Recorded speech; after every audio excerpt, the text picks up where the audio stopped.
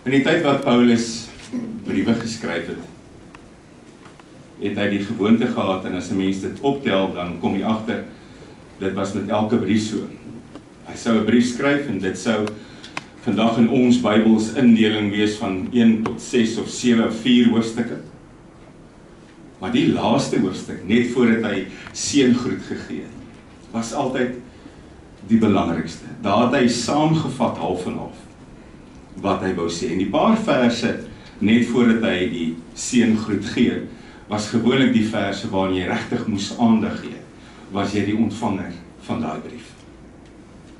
Dis dieselfde hier met Filippense 4. Nou ons gaan vir 'n paar weke stil staan by teksverse wat 'n mens baie keer aantref in die wêreld. Mense druk dit op hulle T-hemde of brand dit in op 'n beursie of 'n sleutelhouer. En baie keer word hierdie vers gebruik om 'n boodskap te gee wat baie keer heeltemal wegstaan van wat aanvanklik bedoel was. Filippense 4 vers 13 is een van daai verse. Kom ons lees die gedeelte vanaf vers 10. Paulus skryf vir die mense in Filippi. Hy skryf vers 10. Ek is in die Here besonder bly dat julle nou uiteindelik opnuut aan my gedink het. Eintlik het julle wel aan my gedink, maar julle het net nie die geleentheid daarvoor gehad nie. Ek sê dit nie omdat ek gebrek ly nie, want ek het geleer om in alle omstandighede tevrede te wees. Ek weet wat dit is om min te hê, en ek weet wat dit is om oorvloed te hê. Ek is in elke opsig in al hierdie dinge ingewy om verstandig te wees, om versadig te wees, sowel as om honger te ly, om oorvloed te hê, sowel as om gebrek te ly. Tot alles is ek in staat deur hom wat my krag gee. Nogtans was dit goed om van julle om in my swaar kry te deel.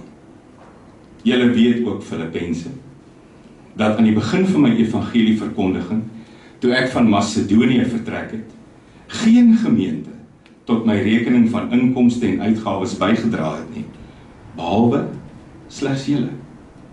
Ook in Thessalonika het julle meer as eenmaal iets vir my behoeftes gestuur. En dit is nie wat ek van julle 'n bydrae verlang nie, ek verlang eerder dat die opbrengs op julle belegging toenemend sal groei. Ek is ten volle vergoed en het meer as genoeg. Ek is ten volle versorg nadat ek van Epaphroditus ontvang het wat van julle afkom. 'n geurende offer, aanneemlike offergawe wat God behaag. En my God sal ruimskoots in al julle behoeftes voorsien in ooreenstemming met sy heerlike rykdom in Christus Jesus. Aan ons God en Vader kom die heerlikheid toe, vir ewig en ewig. Amen.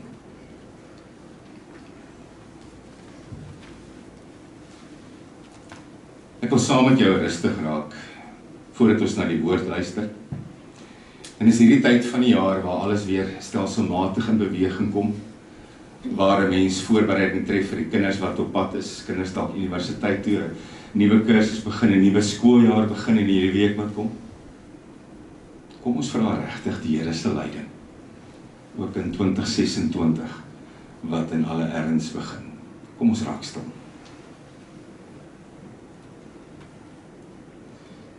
Here, mens kom nie agter nie, en baie keer is ons so ingestel maar net om van dag tot dag te leef, dat 'n mens al klaar byna met die eerste maand van hierdie nuwe jaar klaar is. Het ek al iewers 'n plek gemaak in hierdie nuwe jaar om vir u dankie te sê vir die voorreg om daarin te deel. Het ek al iewers stil geraak, Here, in hierdie paar dae wat verby is, 25 dae wat verby is, om te sê dankie dat ek ook in hierdie nuwe hoofstuk kan deel.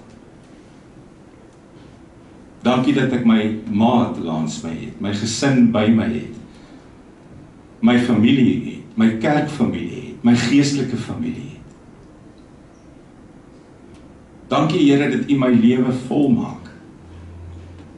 Dat ek ouers is van kinders, grootouers van kleinkinders, wat 'n spesiale plek in 'n mens se hart het.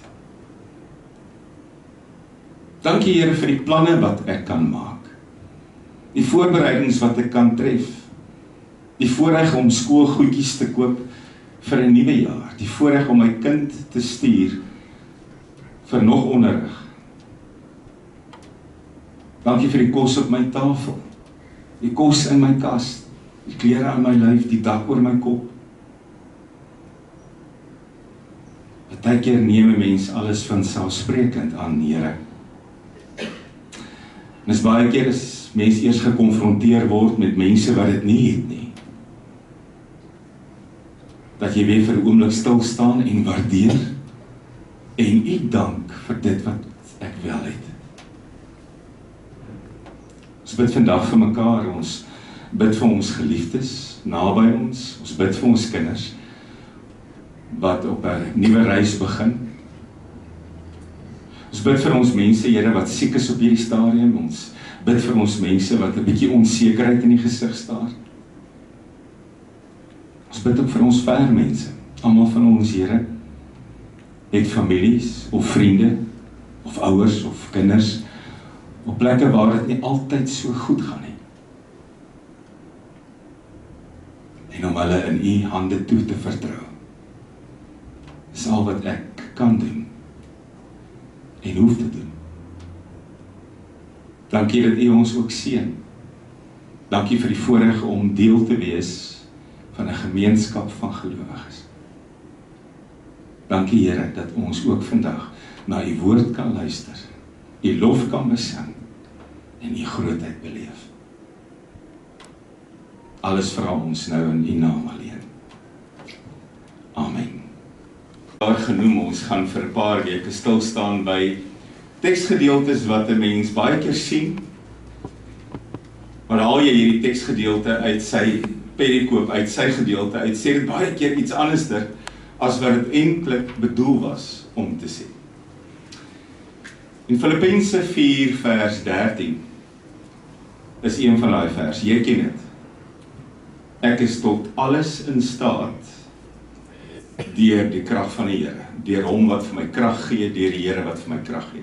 Ek is tot alles in staat, ek is tot enige iets in staat, is baie keer 'n ander weergawe, deur die krag van die Here. Ek sien dit op T-hemde, ek sien dit op sleutelhouers, ek sien dit op yskaste met magnete. En baie keer maak ons met die woorde iets wat dit nie is nie. Baie keer gebruik ons dit half en half, soos 'n towerspreek, asof God jou toeken met vermoëns om te doen wat jy andersins nie kan doen nie, of om iets te doen wat ander mense nie kan doen nie. Baie keer is dit die gebed wat jy bid, as jy vir 'n werksonderhoud gaan, is tot enigiets in staat, met die krag van die Here, jy bid hierdie gebedjie voor 'n wiskundetoets waarvoor jy nie voorberei het nie. Jy bid hierdie gebedjie as daar 'n nuwe uitdaging voor jou lê en sê, ek kan alles doen met die krag van God in my. Maar om werklik te verstaan wat hier staan, en om dit reg te gebruik, en om nie onrealistiese verwagtinge te koester en agterna vir God kwaad te wees, want dinge het nou nie gebeur nie, moet ons dalk kyk hoekom dit geskryf is. Vir wie? Deur wie?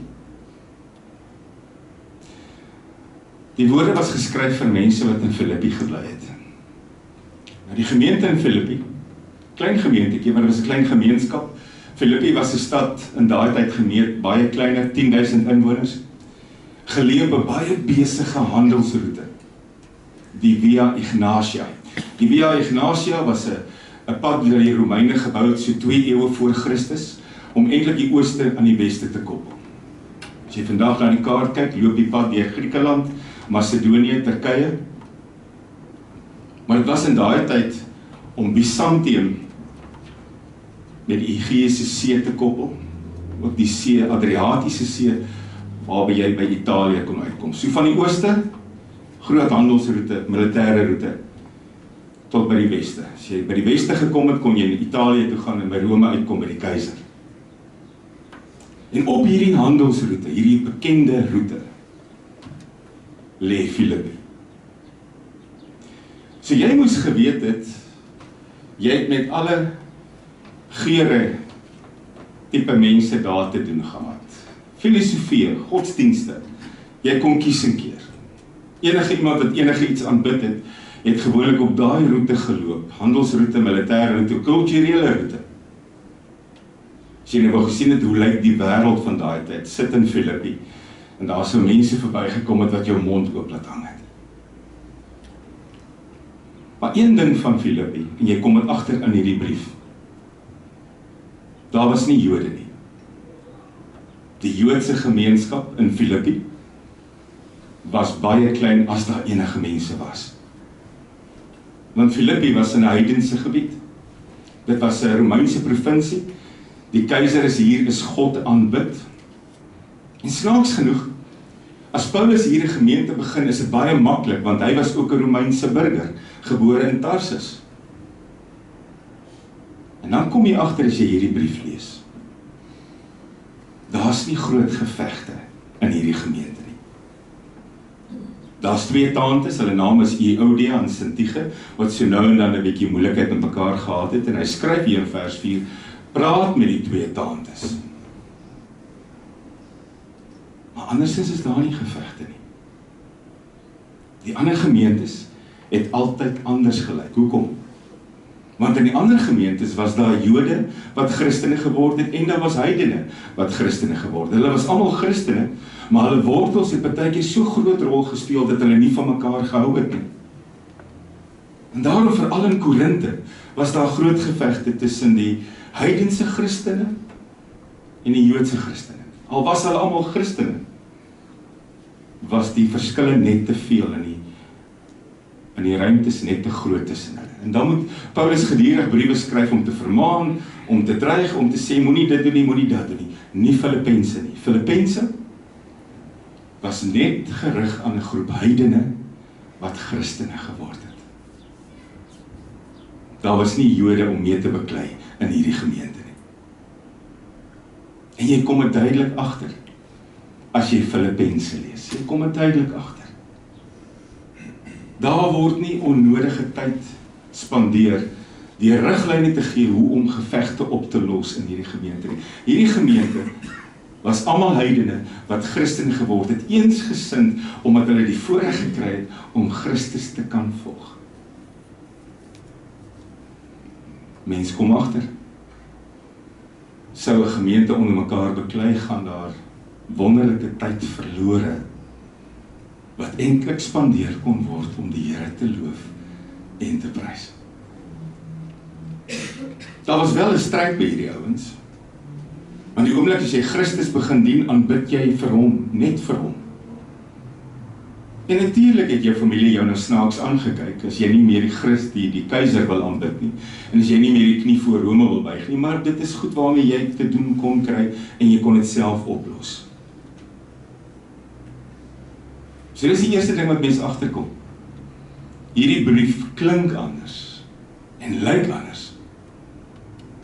Want Paulus hoef nie 'n spul gevegte in daai gemeente aan te spreek nie. Daar's baie vrede. Daar's baie blydskap en opgewondenheid, want ek mag vir Christus ken en dien. Tweedens kom 'n mens agter dat wanneer hy hierdie brief skryf, sit hy nie op 'n stoep en hy drink 'n koffietjie nie. Want dis eintlik die tipe brief wat 'n mens sou verwag van iemand wat op 'n stoep sit en 'n koffietjie drink en 'n wonderlike uitsig het, want hy sê altyd dinge loop mooi. Filippense 4 vers 4, wees bly, wees altyd bly in die Here. Dit klink soos koffie drink, stoepsit praatjies. Maar dit is nie. Die ou sit in die tronk. Hy is alweer in die tronk. Nie omdat hy goed gesteel het, mense geslaan het, gedoen het wat hy nie moes doen nie. Hy sit in die tronk oor sy geloof. is gewoonlik die Jode in die gemeenskappe wat hom gaan aangee by die owerhede en gesê, hy is 'n moeilikheidmaker, want hy verkondig hierdie gekruisigde Jesus wat hulle sê weer terugkom. Hy sit in die tronk vir die evangelie wat hy verkondig. Dis waar jy hom aantref. Dis waar hierdie woorde van wees bly en ek is tot alles in staat. Dis waar hulle oorsprong het. Dis hoe iemand klink wat in die tronk sit. En dan kom ons uiteindelik by die woorde. En om te verstaan wat hy sê in vers 13, ek is tot alles in staat deur die krag van die Here, moet jy ook hierdie woorde in hulle konteks, in hulle laaste hoofstuk, in hulle perikoop lees. En dan kom jy agter, daar was 'n besondere verhouding tussen Paulus en hierdie gemeenskap. Dit was die enigste van al die gemeentes wat ook na hom gekyk het. Paulus het oralste gegaan, gemeentes gestig, want hy wou hê die woord van die Here moet groei. Maar hierdie gemeentes was dikwels almal wat alles wou hê, alles wou gryp, alles vat. Filippi was die enigste gemeente wat na hom gekyk het. Daar was 'n besondere band. Jy kan dit beskryf amper soos 'n vennootskap. Hulle het geweet, hulle kan op hom staat maak. Dit wat hy verkondig is waar en dit wat hy doen is reg. En hy het geweet, hy kan op hulle steun. Daar sal altyd mense wees wat hom volg, wat hom bedien, wat by hom hoor. Hoe gaan dit met jou? Dis vir jou iets. Ek dink daai tyd was daar waarskynlik die ekwivalent van 'n pakkie beskuit in die tronk wat sê, ouma het gebak. Dis vir jou iets. Dit was 'n wederwysige verhouding. Filippi het vir Paulus soos familie gevoel.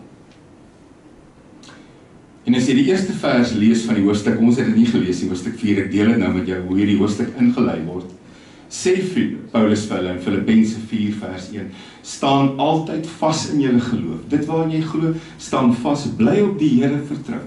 Weet ek het julle lief, weet ek verlang na julle, want julle is my vreugde en my kroon. My kroon, julle is my beloning. Julle is die rede waarom ek doen wat ek doen. En jy kan agterkom as jy hierdie brief lees, dit klink anders, want hy kon werklik met hierdie mense diep deel. Hy het geweet, hy hoef niks weg te steek nie. Hy het geweet, hy hoef nie 'n sondige gesiggie op te sit nie. Hy het geweet, hy hoef nie na hierdie gemeente toe te kom en as daar 'n moeilikheid in sy lewe is, mag hy dit nie wys nie. Hy was eerlik en openlik met hulle. Hy kon 'n verslag gee van sy omstandighede, van sy uitdagings, van sy kondisie, en deur dit te doen kon hy hulle ook bemoedig en hulle aanspoor en optel met die woord van die Here. En daarom skryf hy ook met ware blydskap vers 10. Die voorafgaande 3 verse berei hy ou eintlik voor vir vers 13. Vers 10 sê hy, dit was nou 'n wyle gewees wat julle nie met my gekommunikeer het nie. Hy skryf daar, na 'n lang tyd het julle nou weer gewys dat julle aan my dink. En dan besef hy iets. As jy werklik gebind is deur die bloed van die Here, en as jy werklik iemand in jou lewe het, met wie jy hierdie deel, kan daar 'n week, 2 weke, 'n maand, 'n jaar verbygaan. Die oomblik as julle mekaar sien, hou julle eenvoudig aan daar waar julle opgehou het. Want julle weet wat julle het. En julle weet dit kom van die Here af. Hy sê eintlik in gewone woorde, julle was waarskynlik besig geweest, ek dink, julle het die heeltyd aan my gedink, maar julle het nie kans gehad om dit te wys nie. En dan sê hy ook vers 12, nie dat ek dit uit gebrek sê nie, nie dat ek swaar gekry het toe julle nie kontak gemaak het nie, Want ek ken hongerly, ek ken versadig wees, ek ken nood, en ek ken oorvloed, ek ken behoefte, en ek ken om alles te hê wat ek wil hê. Ek weet wat dit is.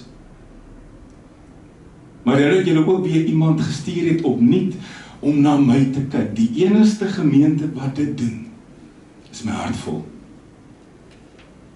As ek hierdie gedeelte lees, is ek altyd dankbaar oor my name wat ek gekry het. Ek kerm baie keer oor my volle name, want saam my van is dit 30 letters. Maar ek is so dankbaar, my naam is nie Epaphroditus nie. Epaphroditus het opgedag. Daar was weer 'n woord van bemoediging, daar was weer 'n briefie, daar was weer 'n geldjie, daar was weer 'n pakkie. Dankie. En dan skryf hy: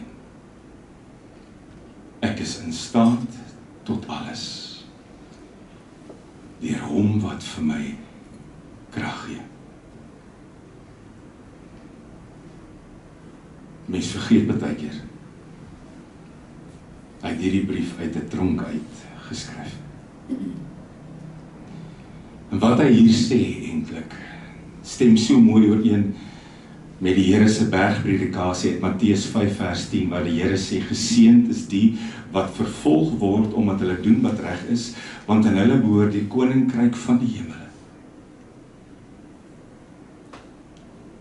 En dan kom 'n mens agter.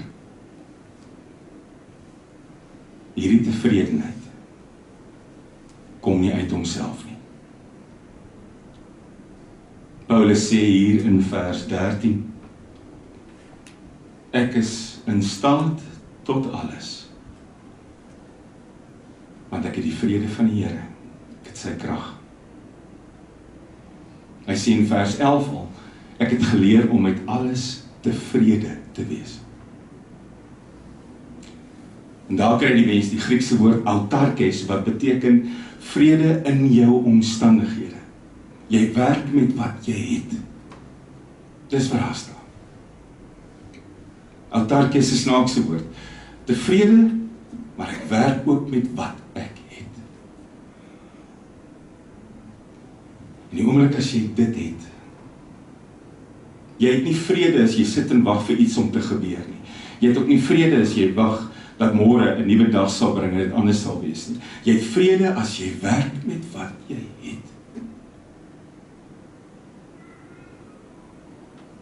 En dan sê vers 13, daai tevredenheid lê in jou hart,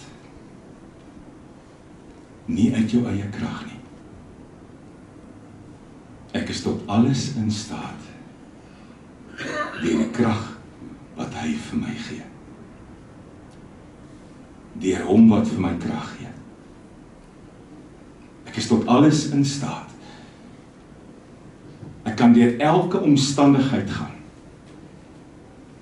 Ek kan selfs in 'n tronk sit en sê, wees altyd bly. Deur sy krag wat in my werk. Ongelukkig word hierdie vers nie altyd so gebruik nie. Kerkie verkoop baie keer hierdie vers wat sê, bid hierdie gebedjie en enigiets wat jy wil hê moet gebeur, sal gebeur. Of dien die Here op hierdie manier. En alles wat jy vra, sal waar word. Dis nie wat hier staan nie. Ek is tot alles in staat, beteken nie, ek kan alles doen nie. Beteken nie, elke gebed sal word, wat ek wil hê, dit moet word nie.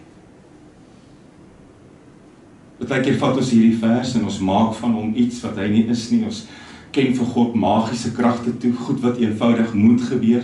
Ons praat van suksesvolle gelowiges, daar gebeur nooit slegte goed met hulle nie, want ek is tot alles in staat deur die krag van die Here. Elke transaksie loop mooi, elke siekte word genees, elke uitdaging loop soos wat ek wil hê dit moet wees. Ek is 'n suksesvolle Christen. Filippense 4 vers 13. Want ek kan bid die een wat elke klip uit my pad uitrol. Ek kan bid die een wat my paaie gelyk maak. Ek kan bid die een wat elke deur vir my oopmaak. Ek kan bid die een wat my vyande weghou, ek kan bid die een wat al my goed wat pla, soos mis voor die son laat verdwyn.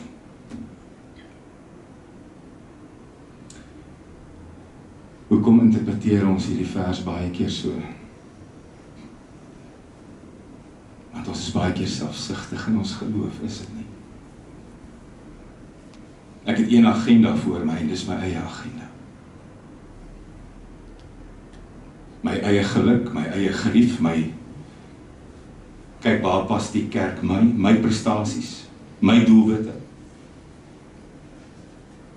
Ons gebruik baie keer hierdie vers op 'n uiters selfsugtige wyse. En God dien nie selfsugtige agendas nie. God is nie hierdie kosmiese muntmasjien waar jy 'n dingetjie ingooi en jy wil daai en kies en jy druk die knoppie en die ding rol hieronder uit en jy kry wat jy gedink het jy moet kry nie. Ons probeer om dikwels so maak. Ons probeer dikwels leef asof God my skuld en moet voorsien. God skuld my 'n antwoord. God skuld my 'n beantwoorde gebed. Wat God vir jou gegee het, kan jou 'n ewigheid hou. Hy skuld jou niks. Baie keer gebruik ons hierdie vers vir korttermyn begeertes en langtermyn behoeftes. Ek lees nou eendag iemand wat sê, moenie vir God vertel hoe groot jou probleme is nie, vertel vir jou probleme hoe groot jou God is, hy kan enigiets doen. Ek is tot alles in staat, skryf Paulus, deur die krag van die Here. Wat sê hy? Partykeer gaan die deure nie oop nie. Partykeer bly die pad vol klippe. Partykeer is daai pad wat ek reguit wil hê, loop hy met draaie wat my elke keer omkant vang. Partykeer word die vyande meer. Partykeer die uitdagings ook. Ek is tot alles in staat deur hom wat vir my krag gee. Dis wat hier staan. Die trefkrag van hierdie vers kom jy nie agter as alles loop soos wat jy wil hê dit moet loop nie. Jy kom dit agter as alles anders loop. Dan tref hierdie versgedeelte. Hierdie vers gaan oor om deur alles te kom. Nie om alles te kan doen en suksesvol af te handel nie. En ek en jy het die voorreg om te wees wat Paulus daardie was, die liggaam van Christus, ten spyte van enige omstandighede. Ek en jy het die voorreg om liggaam van Christus te wees, ook hier, waar dit nie altyd welkom is nie. As dit altyd maklik om die liggaam van Jesus te wees? Mens kan na 10 jaar nog steeds vreemd voel in hierdie asemrowende land. En soos jy beskou ek myself as 'n kind van die Here, en soos jy dien ek hom ook in wat ek doen en dink en sê, maar het 2025 altyd geloop soos wat jy dit wil hê? Was dit 'n pad sonder klippe? Het dinge uitgewerk soos wat jy beplan het? Het presies gebeur waarvoor jy gebid en gevra het? Ek is nie negatief nie. En ek leef altyd in hoop. Maar dit is nie altyd maklik daar buite nie. Ek en jy sit dalk nie in 'n tronksel nie. Maar ons staan baie keer alleen. Ons staan baie keer met ons rug teen die muur. Ons is baie keer nie welkom by plekke nie. Ons word nie altyd genooi wanneer ander genooi word nie. Ons staan soms uit soos 'n seer vinger, soos die odd one out. is nie altyd maklik daar buite nie. Maar dis hier, in moeilike omstandighede, waar ek kan bely, saam met hierdie man. Ek is tot alles in staat, deur hom wat vir my krag gee. Sluit af, daar is 3 goed, wat Paulus in gedagte gehou het, om by hierdie krag uit te kom. Eerste een is, hy het altyd geweet, God is teenwoordig. Maak nie saak waar hy is nie. En hy het die teenwoordigheid van die Here altyd erken en daarvolgens geleef. Tweedens het hy geweet, daar's 'n doel met sy lewe, al het hy nie altyd alles verstaan nie. En die doel, anders as by baie ander mense, was nie welvaart en sukses nie. Die doel van sy lewe was om liggaam van Christus te wees, waar hy ook al kom. Derdens,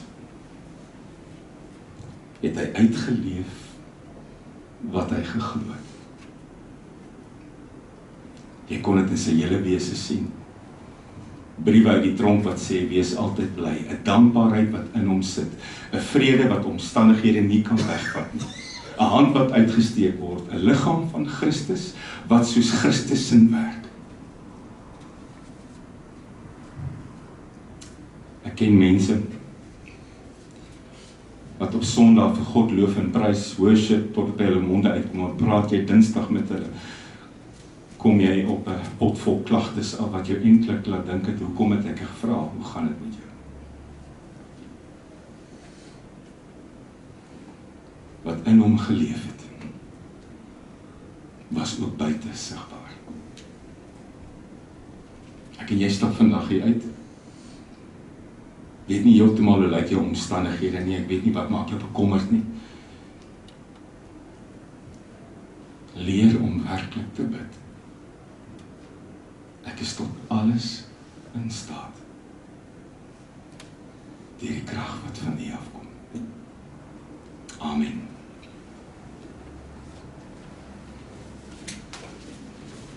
Here, ons maak ons oë toe. En die eerste ding wat ons besef is dat ook in hierdie week daar 'n ramp was in ons land. 'n Mount Maunganui ramp wat mense se lewens geëis het, wat besig was om te ontspan en vakansie te hou. Ons bid ook vir hulle geliefdes. Ons bid vir die rou en die seer, die aanpassing by 'n nuwe werklikheid wat iemand wat verlies ervaar altyd het. Ek is in staat tot enige iets, tot alles, deur U krag wat in my werk. Dit bid ons ook vir mekaar, Here. Met veranderende omstandighede, met lewens wat oornag kan verander met nuus, met uitdagings, met nuwe geleenthede. Laat dit wees volgens U wil. Amen.